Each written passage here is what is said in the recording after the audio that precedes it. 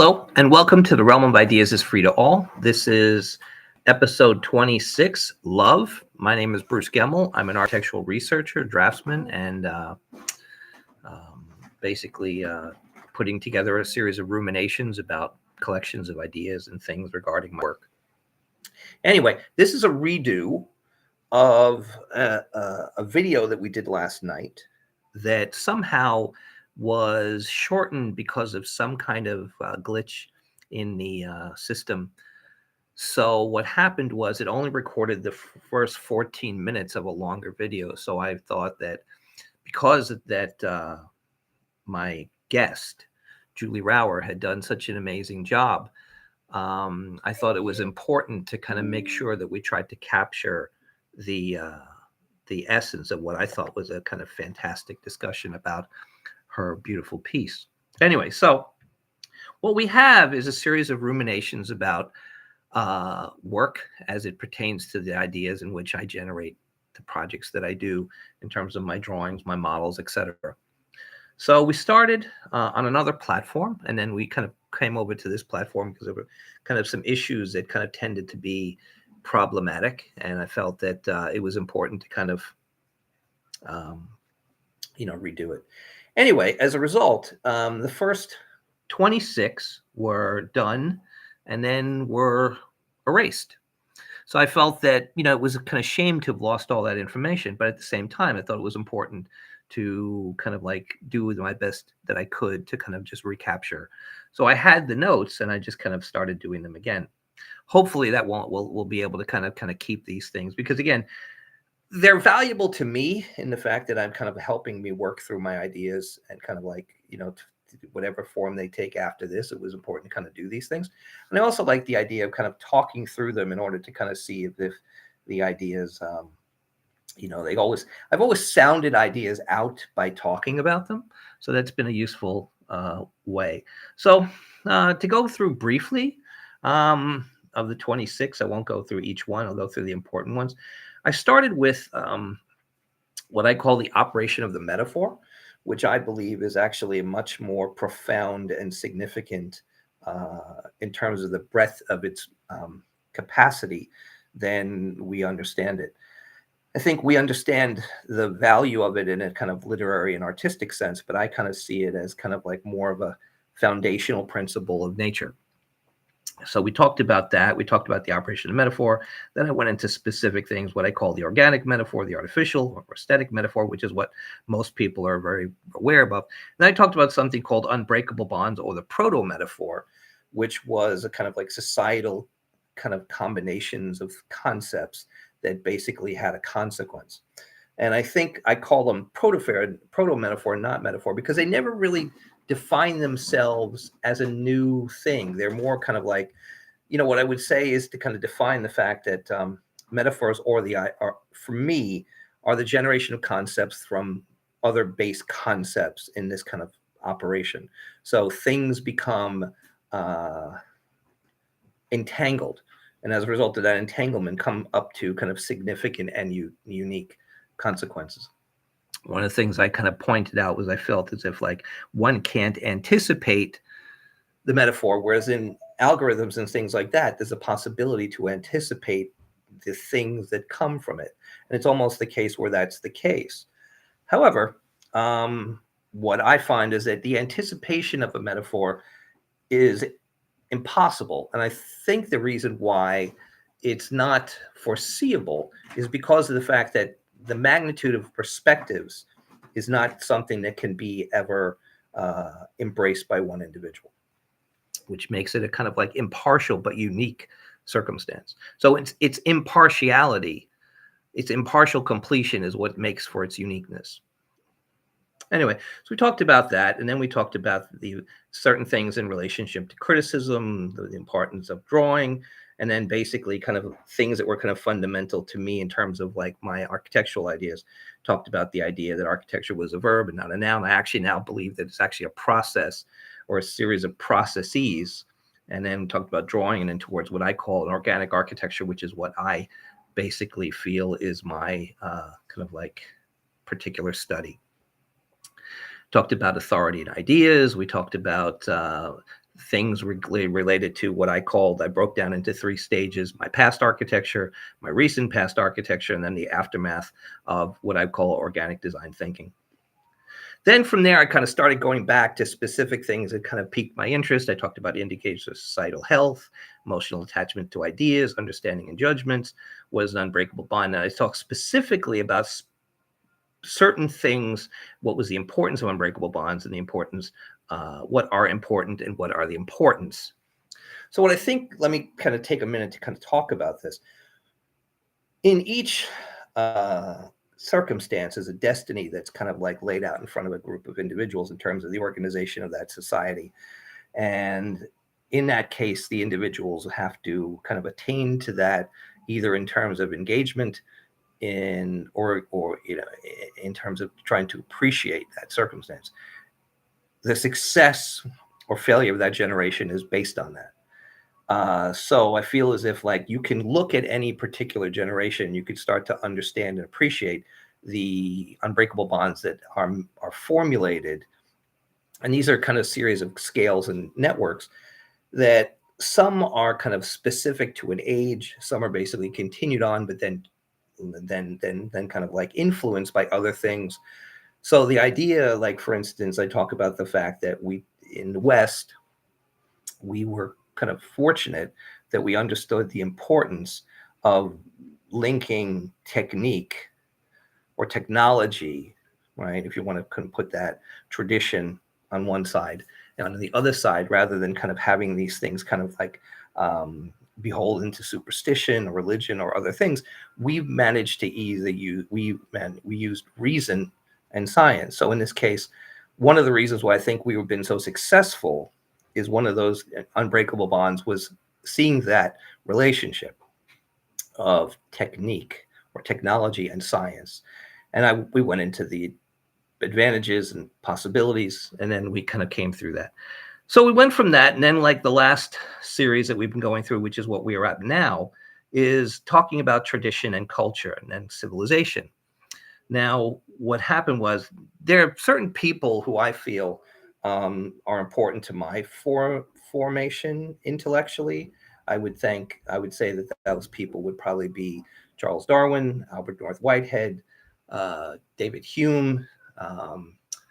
Let's see who else. Albert North Whitehead, I think is Whitehead. Ortega Gasset. These are the major people who I kind of feel as if like I had kind of gone through kind of like understanding some of the things. Now again, I'm not a philosopher, I'm not a scholar of philosophy. I've found these understandings to be valuable in terms of my understanding of those things. I mean, I've other people that have been valuable, Lynn Margulis, and her ideas about biology and evolution. There are probably other people, but those are the people that kind of come up on a kind of common basis. So anyway, so we've come to this last piece, which kind of comes out of Alfred North Whitehead's book, Adventures of Ideas, and his final chapter on civilization. And he talked about the ideas of kind of like truth and beauty, adventure, art, and peace. And he talked tremendously about the significance of these things as kind of like aspects of civilization. Now, the idea was, were these things the things that show like a presence of civilization, or are they necessary for civilization to be present? So the question was, and it kind of was, left as a kind of open question, at least in my reading of that, was that these things being present indicate the possibility of civilization. Now, again, I tied that also back to the idea that civilization was also something that was a precipitate, and also kind of like in the case of what correlates that, I brought up the idea of love as an indispensable component. So the indispensable was that component that I'll kind of talk about in this topic. But in the meantime, one of my favorite things to do is kind of started doing this recently is I have the opportunity to talk about what's new in Julie. Now, what I mean by that is Julie Rauer is probably the most consequential individual that I know of. And I'm fortunate enough to kind of be able to share a studio with her, share my life with her. And as a result of that, I find that it's been really enjoyable to kind of have her take from whatever the theme that we're talking about and basically kind of like bring that out with the ability to kind of illustrate aspects of some of her beautiful work. Hello. Hello. Thanks for that. Okay. Glowing introduction. Yeah. So, let's talk about like what's new in Julie. And what's new in Julie actually isn't new. This is a piece that's been around for a while, but it pertains very well to this particular topic. So.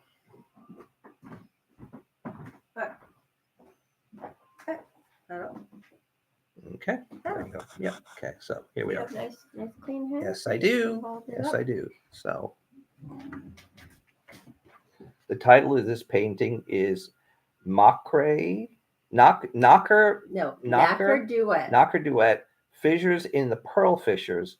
Right. Nacre. Now, nacre was basically the nacre is freshwater pearl, which is also the interior lining of abalone shells, of nautilus shells.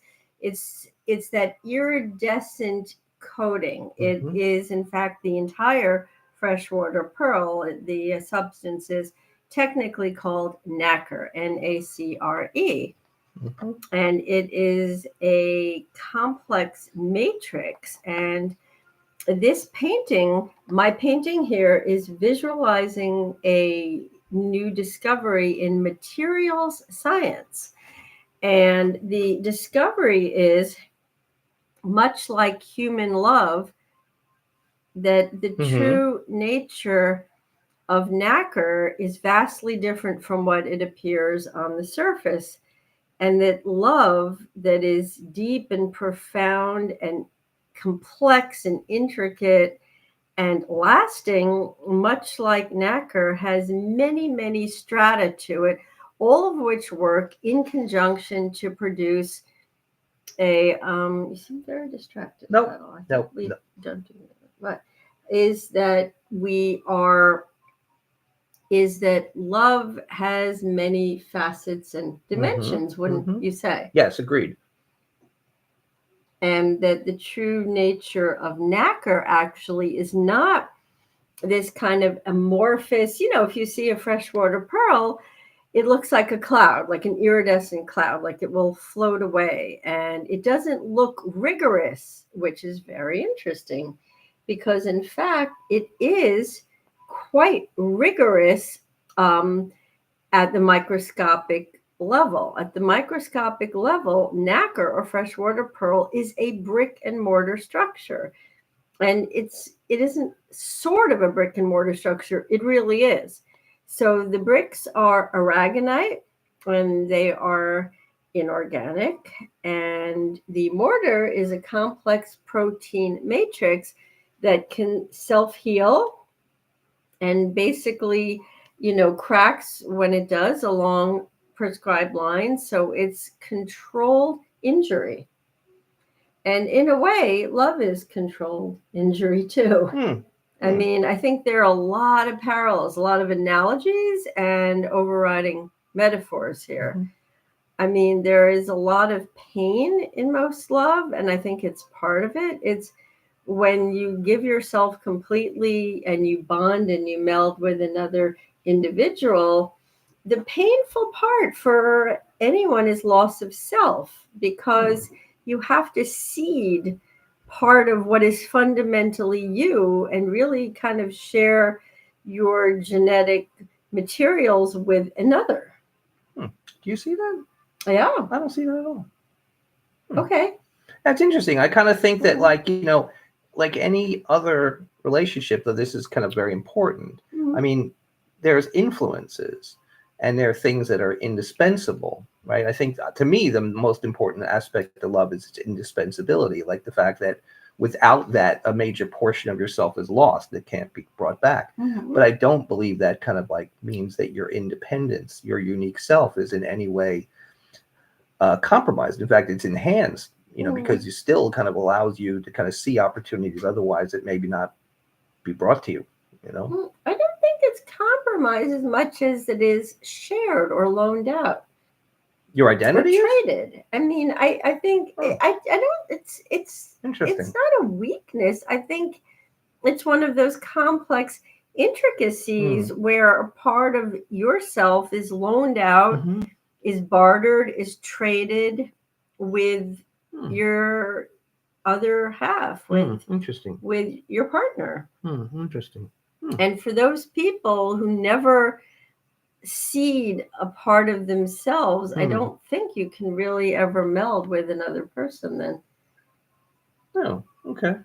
I don't find the melding is something that kind of like I guess I find the melding is kind of like just an enhancement or kind of like an overlay of yourself. I mean, if you were with other people, you would be different. But the thing is, I think the fact that like I would say that the indispensability of the other person doesn't take away from you. No, I didn't say it doesn't or take kind of like away. means that a part of you is kind of like is kind of like is somehow kind of like it's not diminished, it's altered. Maybe you don't understand what I'm saying. I guess the alteration happens in cases anyway, in terms of good or bad. Otherwise, with whatever relationship there is. But I'm again, it's like, no, I'm not saying it's bad. I mean, I'm just interesting. So would you like me to talk about? Yes, very much. Okay, so this is a very complex love story with many, many facets from the opera, The Pearl Fishers. And The Pearl Fishers preceded Bizet's much more popular opera of Carmen that everybody knows. And as we discussed in our broadcast yesterday, which sadly cut off after 14 minutes, because the opera of Carmen has been so overexposed and overplayed, it's hard to even judge how original or fresh it would sound, because it's in commercials, it's been in movies, it's performed way too much. And in fact, when I was looking for some references for opera singers that actually had portrayed the characters of Zurga and Layla and Nadir, I had to go back to like 2015 to a decade ago, to the Seattle Opera Company. Quite great version. I didn't see it, but I saw a lot of photos and clips, because it hasn't been performed at the Metropolitan Opera here in decades. It's performed occasionally in Europe, and we used to actually joke about it. And the funny thing is, it's a very exotic opera, and the costumes are very bearing. They're very skimpy. They're very revealing. And in fact, I don't know a lot of opera singers who can carry off male or female. It takes place in Ceylon in the 12th century. So you can't wear overcoats or frocks or layers of clothes and coats and things like that, which most opera singers, or capes or large tent, like, there's some it's not a fashion show, but there are some very robust opera singers who are on the corpulent side. Everyone isn't as svelte as Alina Garancha or Renee Fleming, who are incredible, and their voices are beautiful. They also happen to be very thin, but that's really not a component. But this opera has men with bared chests and tiny little vests. They are fishermen. She's wearing a tiny top with a midriff that's bare, and I don't know a lot of people that can pull that off. So my theory is it's a hard one to put on, because I've seen a few very funny sets of photos of companies that have put it on, and they have these tiny little clothes over sweatshirts and tunics, and it looks hilarious, because no one who's very corpulent can wear tiny little tunics and tiny little tops like they have, and it takes place by the seaside in a fishing village in a very, very hot place. So anyway, when she was a young girl, the character of Layla was in a temple where she was kind of an indentured servant to a very overbearing and very evil priest in the temple.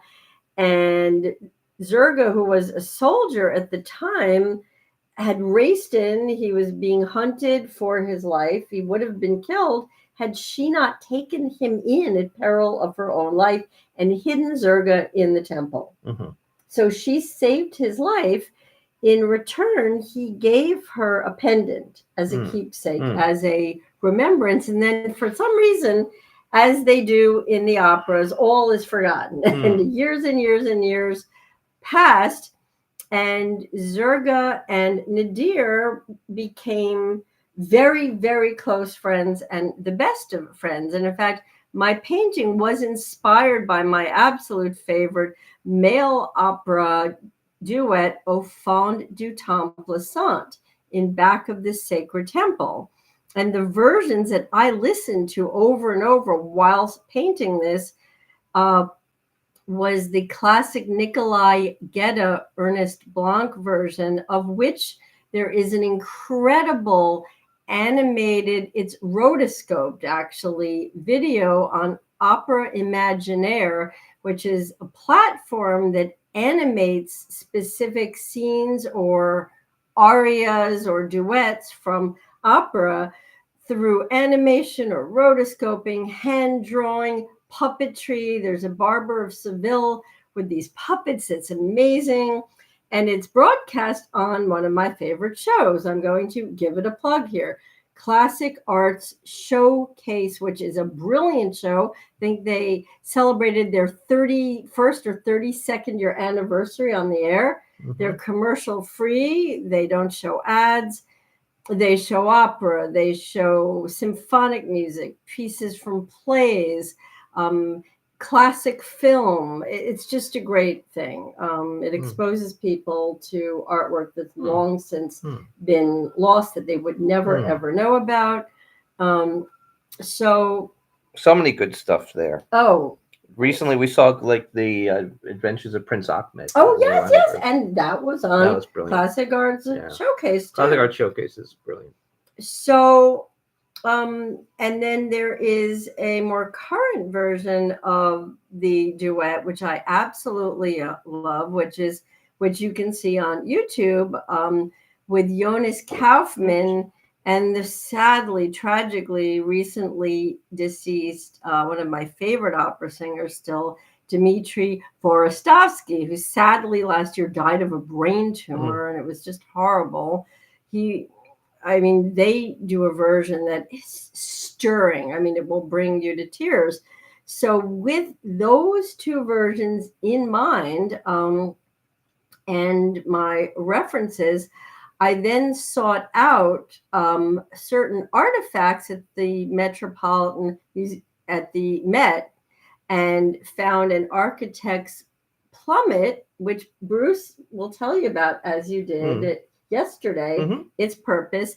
And the architect's plummet at the Met is a Ceylonese plummet from the 12th century, precisely where and when the Pearl Fishers was set. It's the perfect thing. It is the fulcrum. It is the scales where they are swinging completely out of balance. They are tipping time. There is jealousy, there's hatred, there's love. It's platonic love, which is a nice change of pace. There are all kinds of love. All of them are fascinating and meaningful in their own way. It's not casting aspersions on anyone loving anyone, but this happens to be love between a man and a woman, another man and a woman, and a platonic love between Nadir and Zerga.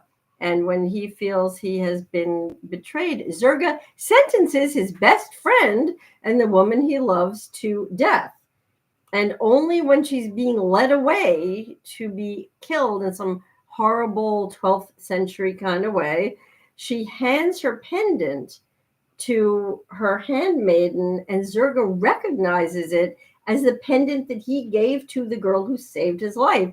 So he spares them. For some reason, he didn't know it was she, and sends them off together, both sacrificing his own love and his happiness and his friendship and then his life, because then he's stabbed by his own people because he allowed them to escape.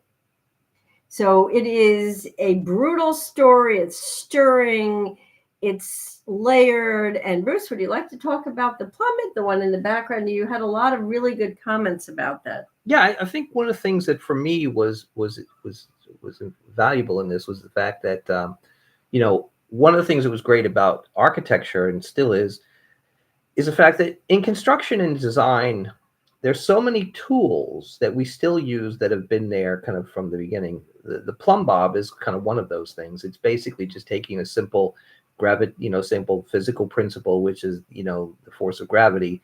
And by tying a weight to the end of a string, you can basically kind of true a line. So you understand that the line will be 100% kind of like vertical from the point from which it's kind of sprung. So it's still used today. I mean, we do use lasers and things like that, but for the most part, it's not unlikely that every carpenter will have, a plumb bob in their toolbox. In fact, I have 2 or 3 still with me, which I kind of use, on occasion. But anyway, what I found was interesting was that, the device of the plumb bob is kind of like to be able to kind of find balance. And in this case, because of the tumultuous relationship between the 3 individuals, there was clearly this sense of lack of balance, lack of kind of resolution, lack of kind of like cohesion and static, concern. And at the same time, hovering over them as a sentinel and as also a judge was this perfectly balanced plumb bob, which basically kind of stood, I felt, in judgment of their turmoil and had a certain indifference and almost had a certain vanity to the way it just kind of, displayed itself as in perfect harmony and person balance to kind of like make somewhat of a kind of a mockery or kind of like to kind of be very judgmental of these incredibly difficult circumstances. That was I think was very much a part of the way I saw that, the use of that device. Yeah. That's really, and I'll just point out, if you can, I don't know if you can get any closer, this is the microstructure of nacre, the brick and mortar, and my painting glides between macro architectures and micro architectures in that it morphs back into 2 very large globular freshwater pearls, and the nacre forms Zerga's abdominal area and pectoral area. And in fact, when you go down further, it forms a temple carving, actually. So there are many, many structures from the opera, from the period in which it's set, and then it goes back to the microstructure. And then if you lift it up just a little bit, P, we can see the bottom, it glides into 2 musical instruments, which I have hybridized into one, which uses seashells, because these were fishermen in a village and fishing town, which were temple horns. And these were to call people, and they were used in the temple. But the very insidious nature of the priest in charge of this temple, who was really, really fearsome, then it morphs into a scorpion's tail. And the scorpion's tail is a jeweled piece that is gold and ruby, but has a very venomous afterlife. Okay.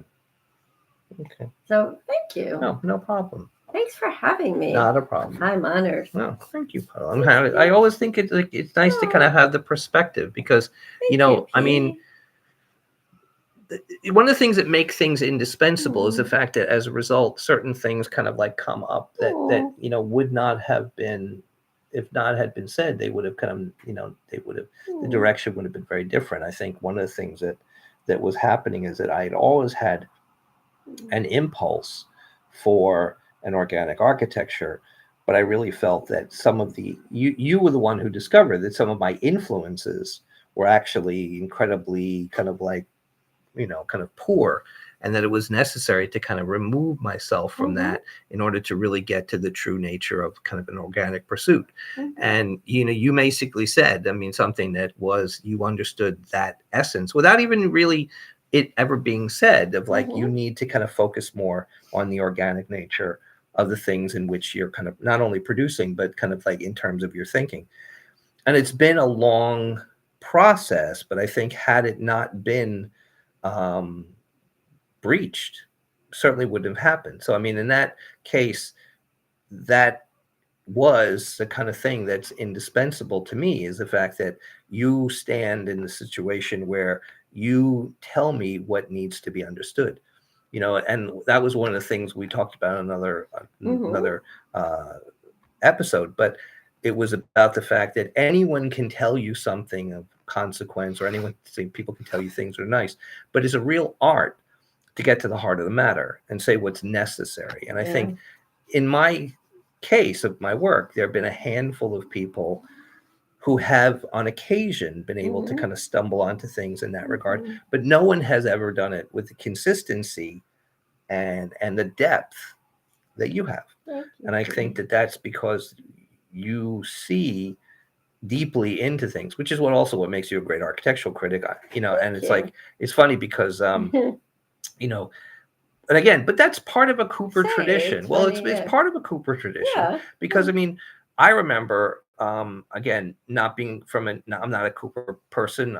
I kind of was always observing and kind of always had a tremendous amount of respect and admiration for the way in which they proceeded. But one of the things I felt was they were really part of that initial multidisciplinary, interdisciplinary kind of attitude. And I think that the school itself lent itself to the idea of the art school, the engineering school, and the architectural school, to have this sense of being able to understand and operate in all three, things.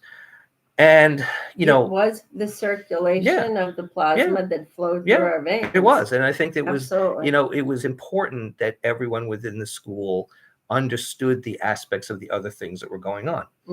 Even though there was a tremendously intense focus of the people within any particular school, there was an understanding and appreciation of the fact that all three things were linked very closely.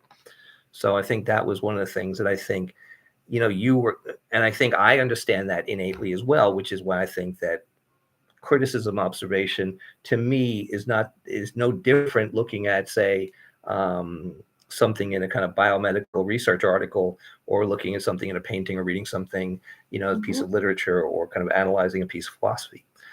So I think that was something that kind of really is part and parcel of what I think also is kind of part of the interdisciplinary aspect of art science complex, which is, another thing that without that, I don't think it would have been as possible for art science complex to be successful in the way that it kind of been able to kind of like generate that kind of thinking. It's true. And just for anyone who's just tuning in, we are the co-founders of an organization called Art Science Complex. And we do visualize and manifest interdisciplinary science through painting, drawing, model making, and writing. Right. Exactly. Yeah. Yep. So thank you very much. So let me just say one thing before you go, is if I think one of the things that was, you're talking about the kind of platonic love, and you're talking about kind of like human love in terms of like that relationship to kind of intimacy and kind of physicality and things like that.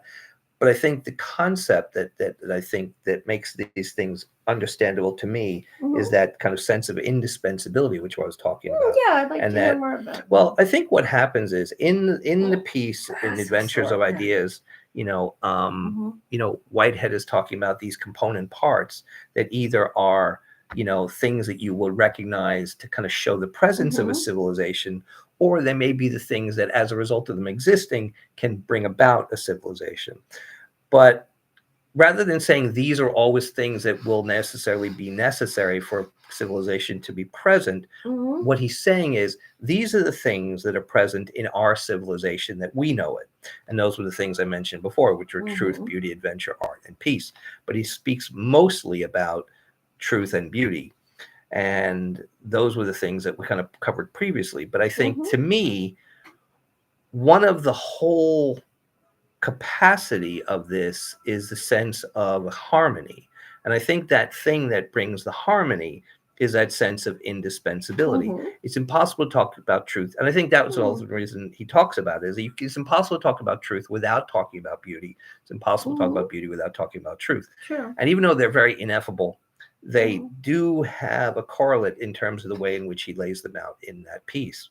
So in that regard, I think that there is a kind of, like, in this case, a kind of philosophical aspect to the idea of kind of indispensability. So I Mhm. think in the case of Zerga, and in the case of like the other people, Of Nadir Nadir and and Layla. Layla, I mean, in case of Nadir and Zerga, I mean, they have this love, and we kind of think of like, oh, it's like, it's not a homosexual kind No, of love. it's It's just not the at fact all. that, like, they see a certain indispensability in their kind of dealings with each other that kind of make it such that that is something that they have to recognize and appreciate.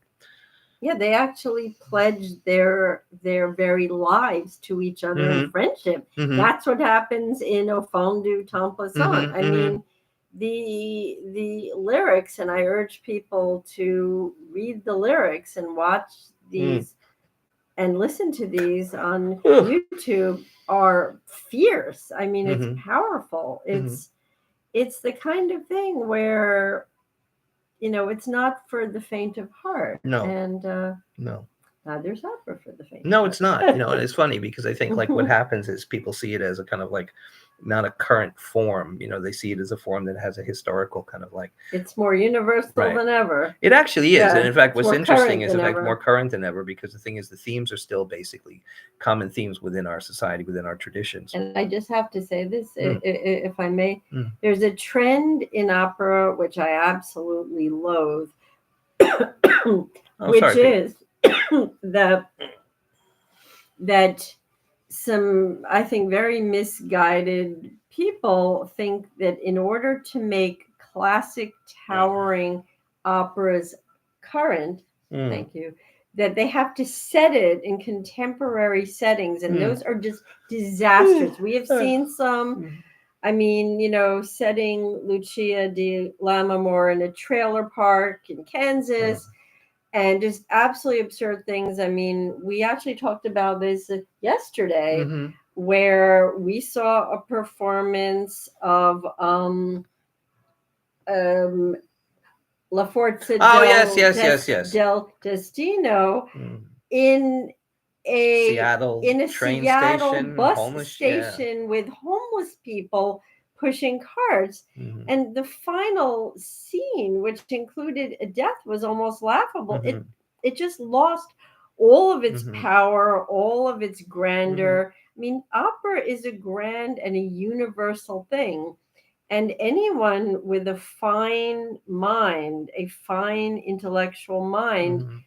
doesn't need to have something set in the present to extrapolate those vital Yeah. ideas in the opera. I mean, And especially when the yeah, setting actually compromises the themes. it And compromises it's the like themes the thing is, like, tremendously. It cuts the power, and the yeah. scene, the final scene with the death, Oh, it was right, was kind laughable. It of was off, awful. almost off stage. And it's like, the Yeah, reality is that is the culmination of the complexity of the intricacy yeah. between these individuals. Oh, it was And as a very result, we're like, important.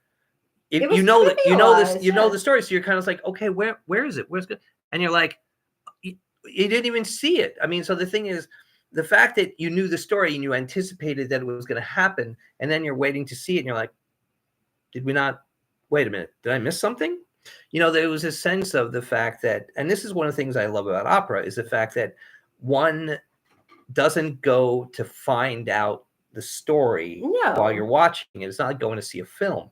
I no. mean, most of the time, you're speaking a language is just not yours. You don't understand the language, and I mean, not everyone kind of speaks, Italian and French and German Hmm. and all the languages of the different operas. But at the same time, you know the story because it's a timeless story, and you're basically, again, bel canto also is like about the the not the message of the words, but the message of the sound.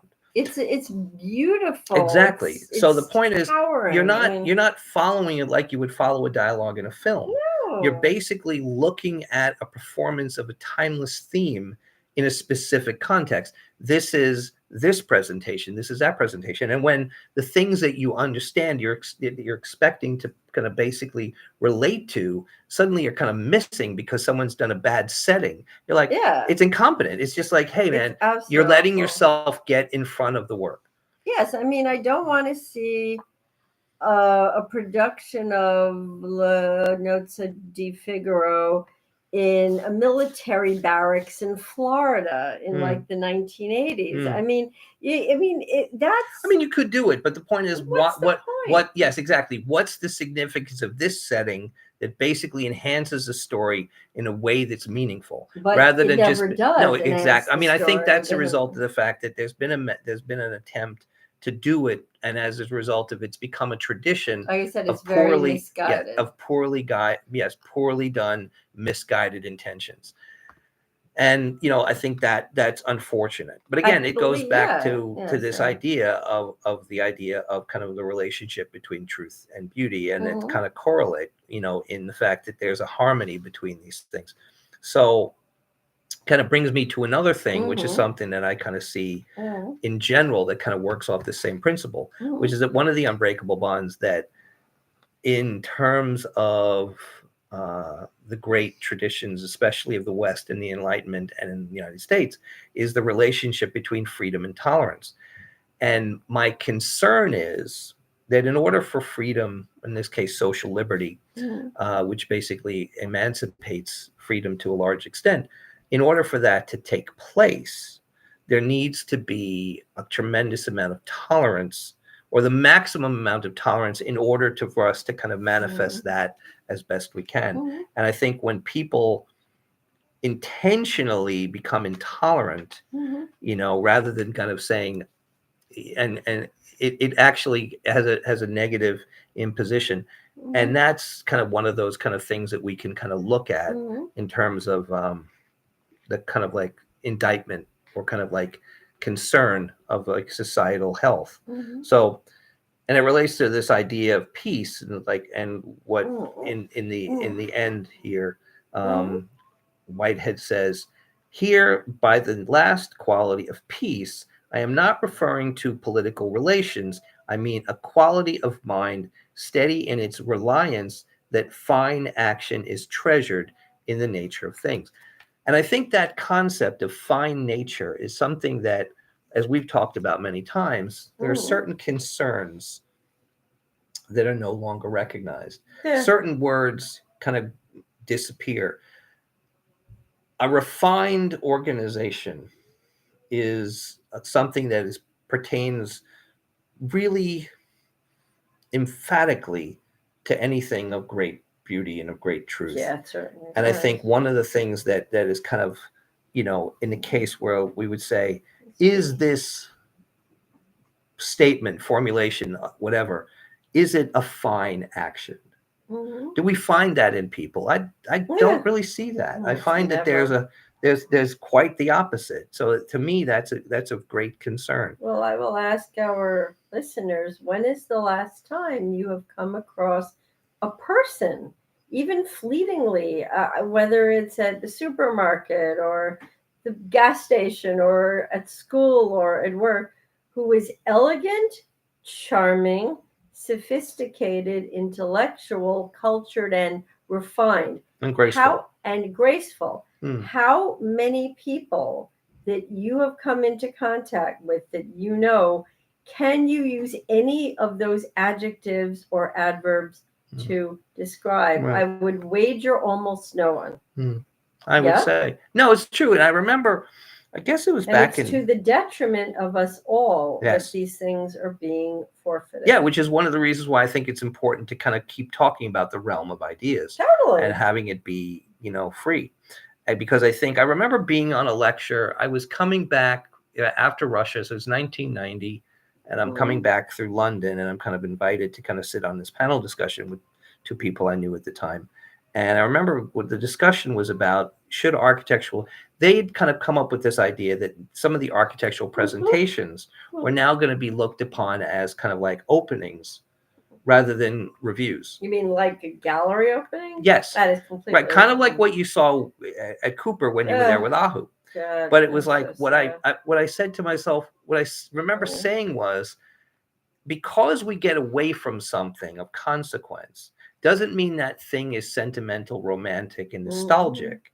It's still essential. It's kind of like when you decouple an unbreakable bond when it doesn't get replaced by something of greater consequence or either of equal consequence. And I think that was the idea. I said, like, criticism isn't a relic of the past.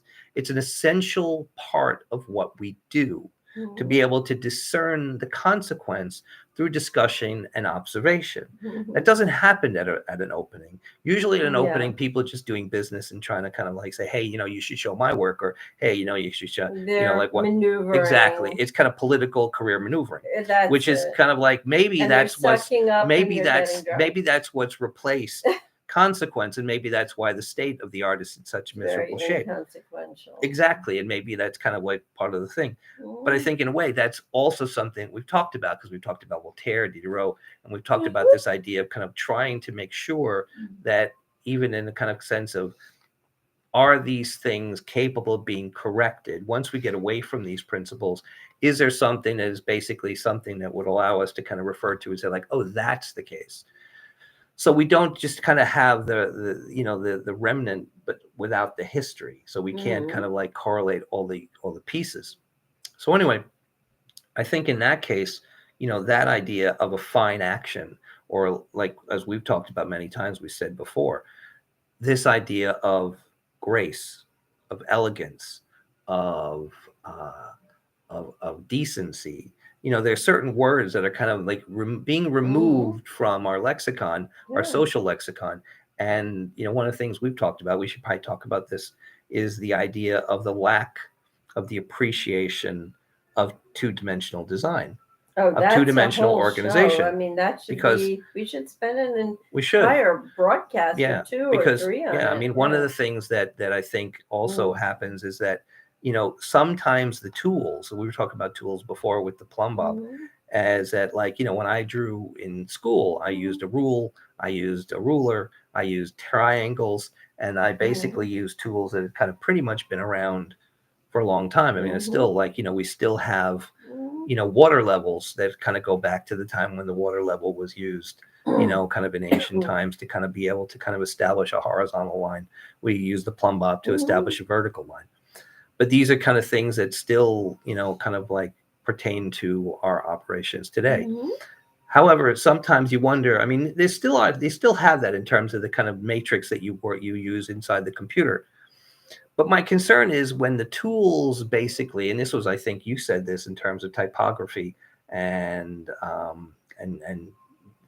graphic design, was the fact that you got away from the character by which the individual pieces were generated. Absolutely. And I think that lack of understanding, homogenized, sanitized, corporatized.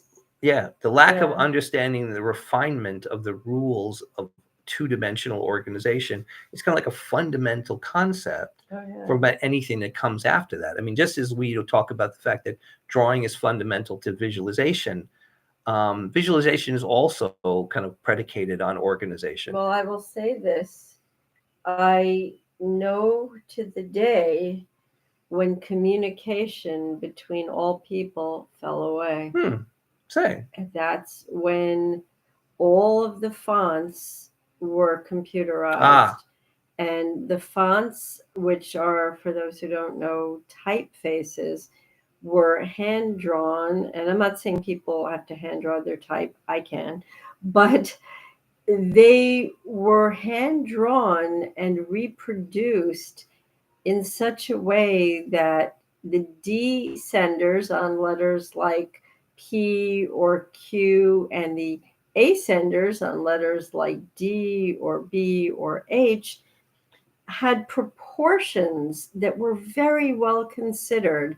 The crossbars on something like an E or an A, these were absolutely essential for clarity and purpose in communication. And nobody thinks about that if if you read a book, you pick up an article, you read a menu, you are looking at a train map, you are looking at at a theater poster, at signage. It has never been so muddled. It has never lacked a character, a purpose, a direction. And that's not just aesthetic, which was thrown right out the window.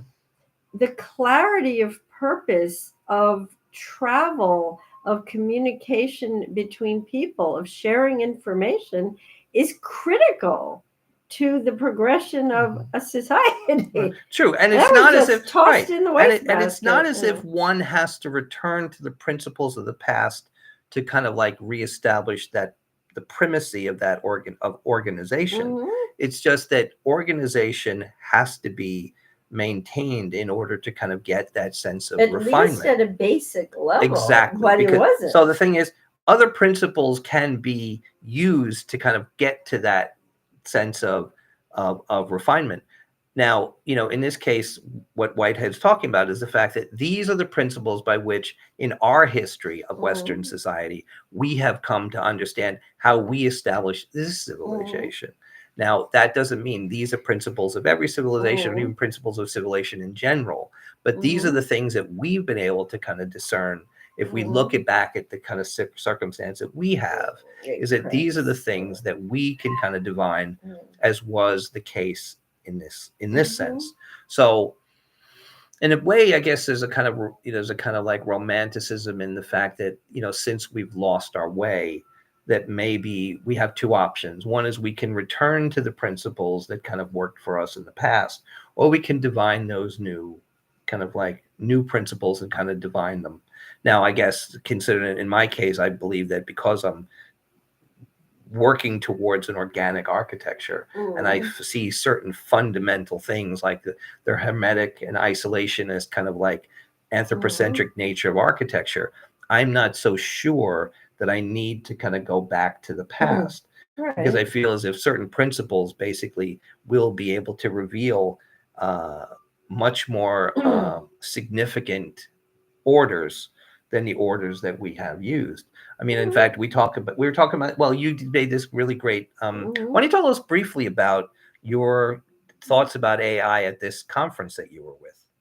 Oh, okay. Because I think there's a good example of the fact that like some of these orders and organizational networks that we see that will emerge, unlike the kind of disintegration of the kind of like consequence of type, could conceivably be able to reestablish the possibility of the potential to move back towards a civility, which right now, let's say the old orders of civility are receding and maybe have been lost, or maybe kind of like, even though they still could have a consequence, probably they're not going to return. So the idea is, so say, you were talking about this. I was invited to participate in a Jeffersonian table talk, and I won't go into it because we're running really long, but you can look that up. At a really great, fascinating, they are an international architecture and design firm. They I don't mention names unless I have authorization. So we'll just leave. Okay. I will just leave it. Yeah, that's okay. I don't want to have anyone coming back and saying, I didn't. No, thanks. I look at it this way. I would ask before I would kind of say. They are an international design and part of Design Week. We can mention. Yeah, they're part of the Design Week here. Anyway, I will leave it at that. It was on artificial intelligence and its role in the present and future of architecture, of interior design, graphic design. So I made many points, but I'll just talk about briefly two of them. Is that AI is modeled on a human paradigm. It is modeled on the human brain. It's designed by humans. It's structured the way humans think. It is a model of human thought. It's an artificial model. It's a pantomime of human thought processing. But 80% of the minds on planet Earth are insect minds. And 80% of the brains on planet Earth are insect brains. And we don't even know how they work. I mean, there are now articles coming out. There's a feature in the journal Science on animal I love that. We have to study that. consciousness.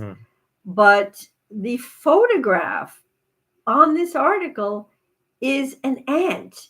I mean, this isn't just on the consciousness of dogs or cats or chimpanzees. This is talking about arthropods. It's talking about cephalopods. It's talking about a cuttlefish that has flashbacks and PTSD. It's talking about a wrasse cleaner fish that recognizes itself in a mirror. It's talking about when honeybees scout for a hive and they find a really bad situation, they get depressed and they brood. And the waggle dance talks about their disappointment and they have trouble and they get pessimistic. These are terms which have only been applied to humans. So artificial intelligence is not modeled on animal minds or consciousness, or it has the same prejudice that we have in terms of that have. hermetic, isolationist, anthropocentric nature. I was just saying it's got the same prejudices because it's designed by humans for humans on the human mind. It shares those kind of like those weaknesses, deficits. It shares the deficits. I mean, the thing is, if you were to take a mycorrhizal network and you were trying to use that as a I model, you couldn't really separate that from the other networks that it's integrated with. Let me just make my two other points, and I gotta get up because I worked out today and my legs are really cramping. Which is, I did bring up the humongous fungus, a giant mycorrhizal fungal network that lives under the forest outside of Portland on the West Coast. Now, this is over 400 years old, probably older. So it's seen the past. It has vast amounts of knowledge, way beyond a human. We don't have any humans that have lived to 200 years old or 400. So the idea of an incredibly wise and sagacious mind that we can understand, I mean, it passes, Agreed. Right. Yeah. Should I finish? Yeah, I don't want to run over an hour. Okay. Yeah. Okay. So I was kind of like, No. I just find like that. I used to say half an hour, then it became 45 minutes. But finish. Okay. Finish. But I want to have one final thought. Okay. The final thing was artificial intelligence is a linear thinker. It's not even a circular thinker, and it's certainly not a metaphorical thinker. Agreed. Okay. Yeah. Okay. Okay. All right. So we've completed the retelling of these 26 first pieces. And next week I'm going to talk about entanglement and conditioning, which is something that pertains directly to my work as it's kind of evolved. Again, this was a great topic, and it's kind of like expanded. It's kind of become other things, and it's even great. I think one good thing is it was actually, I was sad about the fact that it kind of turned out to not, that we lost a great episode. But I mean, the great thing is I think we replaced it with a better one. And it's like, I think that we could continue to talk about this for another 2 hours, but I want to just kind of keep this to a certain point where it doesn't, I wanted to keep the 1 hour time limit, as a max. So anyway, this has been, next week, we will be talking about, it'll be the 1st of June. It'll be episode 27, Entanglement and Conditioning. This is the realm of ideas is free to all. And in the realm of ideas to free to all, it's to the benefit of all of us to maintain it just that way. And thank you very much.